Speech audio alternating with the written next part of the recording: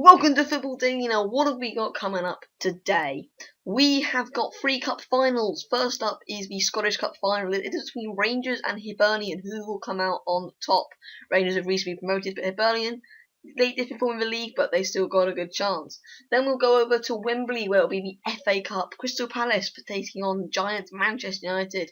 Can Louis van Gaal finally win a trophy? And then it'll be followed up by Milan versus Juventus in the, I don't know what it's called, but it's the Italian Cup final. Which two of those will take home the trophy? Followed by Transfer Daily, including stuff such as Granit Xhaka to Arsenal. Stick around for more. And yep, let's go straight up to the first cup, which is the Scottish Cup. Rangers and Hibs have fought hard to get to the final of the Scottish Cup, but it'd be Hibs who would strike first, with the on-loan Celtic striker Anthony Stokes hitting it past Wes Fotheringham in the Rangers goal when put through. However, that lead would only last about 20 minutes, as Rangers would find themselves level, with Kenny Miller scoring a bullet header to level things up for Rangers, make it 1-1 in what was a tensely set Scottish Cup final. However, Stokes was being more than influential, and he himself would hit the post only 2 minutes later. However, again 2 minutes later, the other goal scorer for Rangers, Kenny Miller, would also be denied by the woodwork, with him having an open header from Mackay's cross. However, he hit the crossbar. The game was definitely opening up, but Hibernian found this game was theirs for the taking. Stokes proving more than influential, and his cut on the inside was well saved by Wes Fotheringham, who was busy with Stokes' shots. In the second half, however, there was definitely a penalty appeal for Rangers when the player went through, and he went through. However, he seemingly was pushed in the back.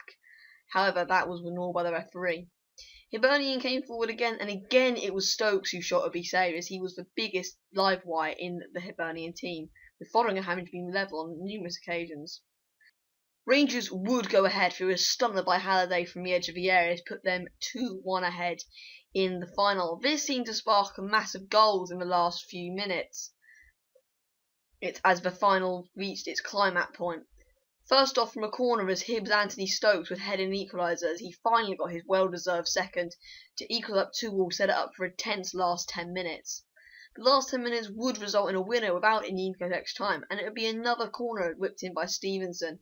However, this time the captain David Gray who would head home 3-2 to Hibernian to win them the Scottish Cup. Full time, Rangers 2, Hibernian 3, and Hibernian would win. Well done to them. And next up is the second cup final. It is Crystal Palace v Manchester United at Wembley. Please enjoy.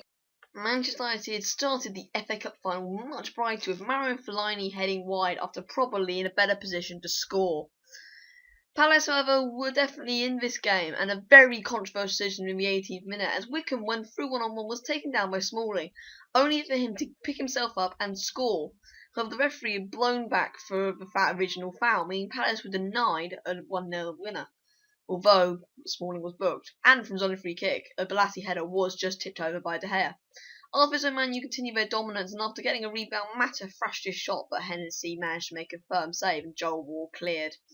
Rooney had a decent free kick, but skied his shot as Man U started to get frustrated. Another chance of Fellaini with a miss, which he really thought he could have done a lot better with. Palace showed they definitely were still in the game, and it was Yannick Balassi who was ever influential, but his shot was always looking comfortable for goalkeeper David De Gea.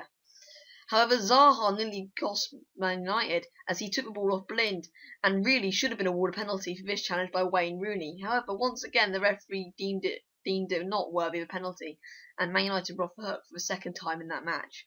However, Man U did continue to come at them, and a great block again by Joel Ward to deny Martial when he looked like he had scored. Man U would continue to press forward though, with Valencia bombing down the wings. His cross would be well received by Rashford, but his shot would be blocked out for a corner, as Palace were doing a great job of defending. However, they nearly didn't have to defend when Fellaini found himself with enough space to hit against the crossbar in the 52nd minute. However, it still remained 0-0. Man U showed they were definitely getting closer. Next, Martial's header would hit the post as it hit the woodwork for the second time. However, Palace were a constant threat from free kicks and counter-attacks, and they did show that when Delaney miscued his shot onto the roof of the netting when they could have done better. Once again, it would be Palace to come forward after a through ball found substitute Punchard, who blasted beyond goalkeeper David Hay to make it 1-0 to Crystal Palace. Maybe a talent deserved, but also bearing in mind the refereeing decision in the first half, Palace will feel rightly justified to have put themselves 1-0 up, and Punchin felt he had proved a point after being dropped for this game. However, Man U were level soon afterwards, with Rooney's lovely run taking up 4 men before his cross was chested down by Fellaini for Mata to rifle in or through the legs of Joel Ward for a very quick equaliser to make it 1-1. Man U smelt blood, and Young was presented with a few chances as a ping ball in the Palace box, but he couldn't turn them away.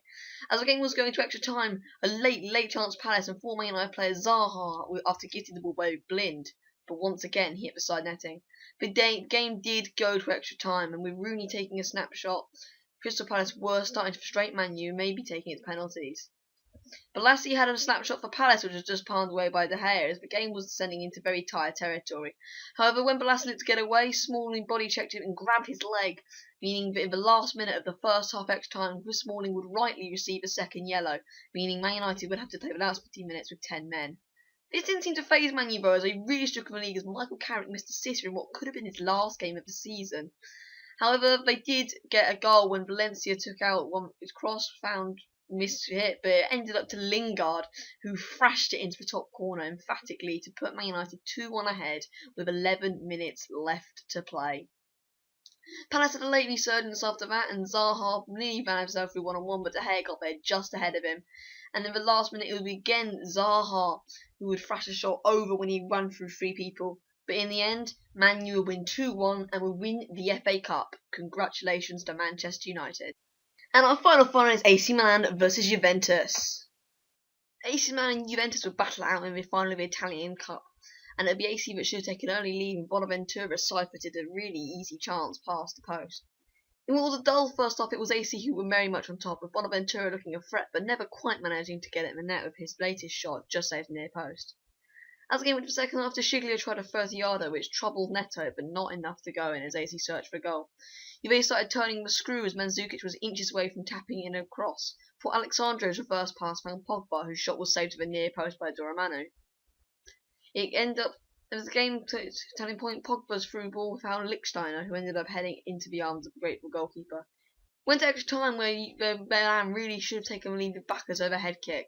However, Juve would take the lead in the 110th minute, with Juan Cuadrado's through ball finding the shoe of Morata, who would tap in to make it 1-0, even if it was undeserved to Juventus. A late chance went south to Milan when Mauri's edge of the area shot was just wide. However, Juventus would take home the trophy to make it 1-0 to them. Congratulations to you. And now to Transfer Day. Welcome to Transfer Daily. This is the part where we keep up to date with the transfer deals of the past 24 hours. So what has happened? A lot has happened with Watford. Now, Watford, they sacked Sanchez Chico Flores, the manager. I think it was a completely, they didn't sack him, he quit, but he was pressured into leaving. They have announced their new manager. It is Walter Mazzarri. He's a former Inter Milan manager. I think he's a fairly good manager to take over, but they've announced that. They've also today announced the signing of Liverpool striker Jerome Sinclair on a pre-contract deal. He's 19 years old, but he has signed some pretty good day for Watford fans as far as I am concerned. Now, we talked about West Ham earlier. A couple of days ago, they tried to sign Lacazette for 31 million. Lyon have confirmed that. They've also said they plan to keep hold of Lacazette. So West Ham, they haven't got Wilson, haven't got Lacazette. Who are they going to go? What striker do you think they should get? Leave a comment down below. Now, this is doing Chelsea again. It's also a story I brought you just kind of an update on it. It's on Gary Cahill. No, it's on John Terry. He signed a contract, but his teammate Gary Cahill is he's praised Chelsea. In my opinion, a lot of people in the public, it's a very good decision to give Terry a new 1-year contract, and I think that is I agree with Cahill when he says it is a good decision. Now into a couple more of the more kind of top new ones. It is on Arsenal now, my club obviously. We have agreed 30 million to sign Granit Xhaka from Russia. Now he's 23. He looks very good. I'm quite excited to see this, and I'll be very happy when it's confirmed. And finally, it is to do with Manchester United. Now, Van Gaal has won, as you saw earlier, the FA Cup. However, he is going to be sacked in the next few days, and Jose Mourinho will be appointed, which is, in my opinion, the time it's been coming, but I feel it's a bit harsh on the day he wins the FA Cup. That is all for news, and I will see you all later. That was the end of the video. I do hope you have enjoyed. It was a bit longer today. It's about 10-minute mark, this one. So please, if you have enjoyed. Tomorrow is going to be the first England friendly. How we do against Turkey. See you then.